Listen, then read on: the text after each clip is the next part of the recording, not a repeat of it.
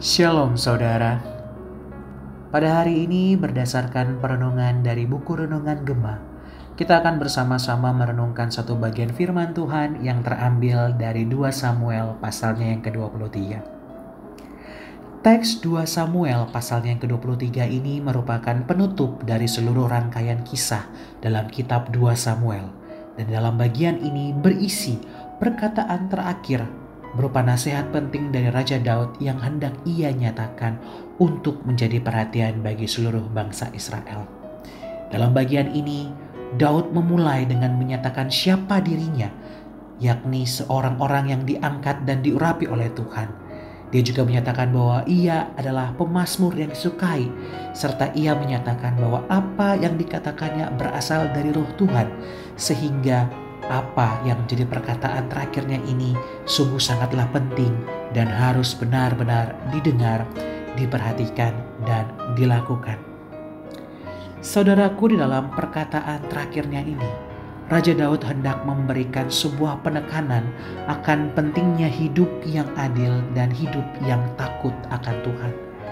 Ia mengambil penggambaran dirinya sebagai seorang pemimpin. Ia mengajak agar semua orang untuk bisa hidup secara adil serta bergantung sepenuhnya kepada Tuhan dan takut akan Tuhan. Sebab hidup orang yang demikian inilah sesungguhnya dikatakan akan bersinar dan berkilau seperti fajar di waktu pagi, seperti yang dikatakan di dalam ayat yang keempat. Karena Tuhan senantiasa akan menyertai dan menopang hidup orang yang demikian. Saudaraku, nasihatnya ini tentu bukan tanpa alasan, sebab Daud sendiri telah merasakannya ketika ia berlaku demikian selama hidup sebagai orang-orang percaya dan juga hidup sebagai seorang raja bagi bangsa Israel di hadapan Tuhan. Di mana ketika ia hidup sebagai seorang raja dan hidup sebagai orang yang takut akan Tuhan, ia benar-benar menjadi teladan di dalam keberanian ketika ia hendak menaklukkan Goliat dan musuh-musuhnya.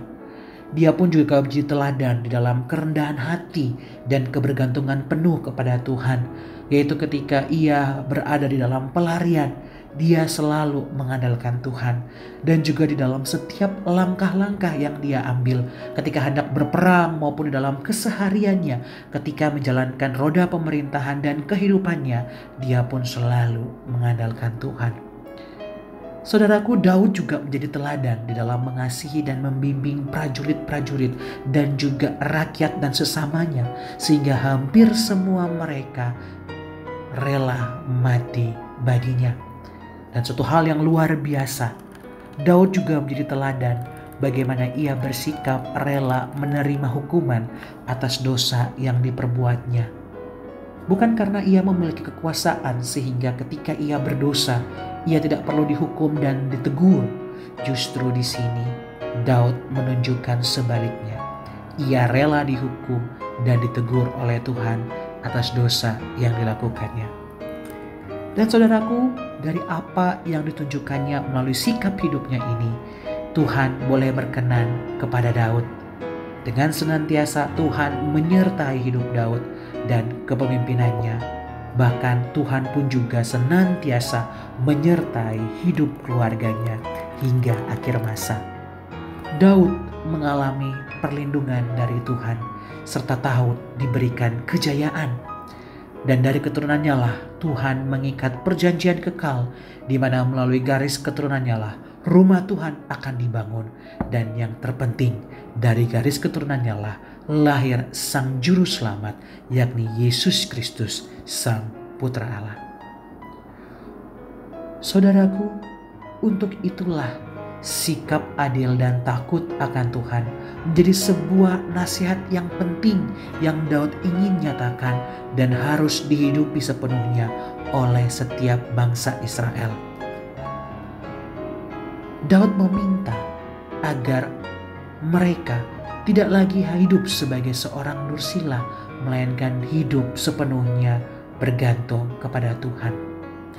Memang meski sepintas kalau kita melihat kehidupan orang dursila terlihat sangatlah lebih indah daripada kehidupan sebagai orang-orang yang takut akan Tuhan. Mereka seakan tak tersentuh dan terusik oleh perbuatan mereka. Tetapi sesungguhnya kalau kita perhatikan, orang yang demikian sesungguhnya pada akhirnya akan berujung pada kebinasaan. Sebab orang-orang yang demikian dikatakan akan dibinasakan oleh sebatang besi atau gagang tombak dan api yang adalah penggambaran kekuatan dari Tuhan kita.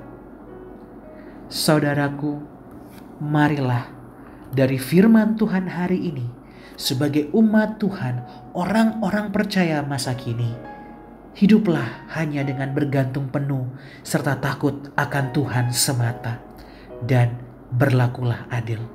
Sebab dengan hidup yang demikian, Tuhan akan senantiasa menyertai kita dan memampukan setiap kita untuk dapat menjalani kehidupan kita semasa kita hidup di dalam dunia ini yang penuh dengan warna-warni gejolak kehidupan. Yang terkadang hidup ini bisa lancar-lancar saja, namun juga terkadang penuh dengan penderitaan dan pergumulan seperti apa yang kita alami sekarang ini.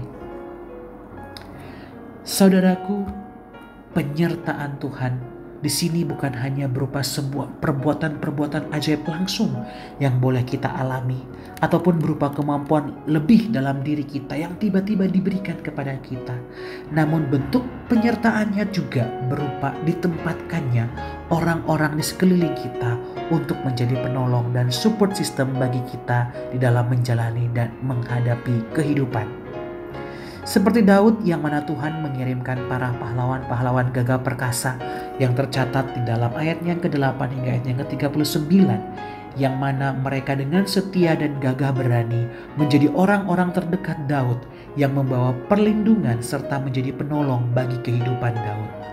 Mereka inilah yang dikirim Tuhan bagi Daud sebagai wujud penyertaan Tuhan karena Daud hidupnya takut akan Tuhan.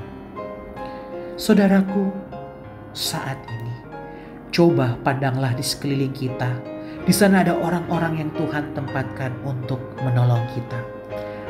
Hargai itu dan perlakukanlah mereka dengan baik. Peliharalah relasi yang baik seperti apa yang dilakukan Daud terhadap perjuangan ketiga pahlawan triwiranya tersebut.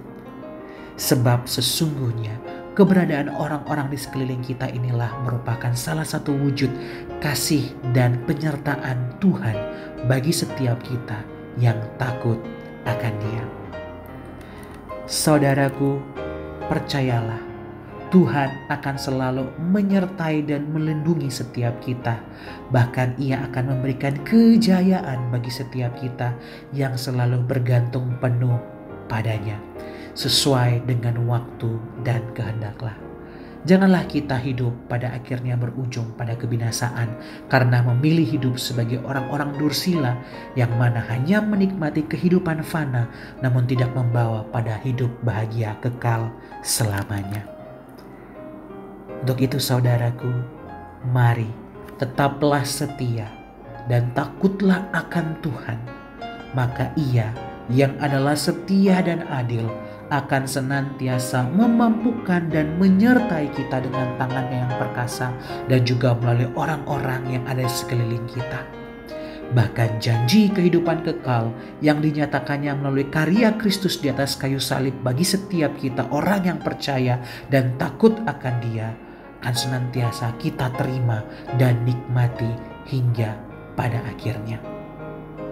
Kiranya firman Tuhan hari ini boleh memberkati setiap kita dan menolong kita di dalam menjalani kehidupan kita. Tuhan memberkati setiap kita.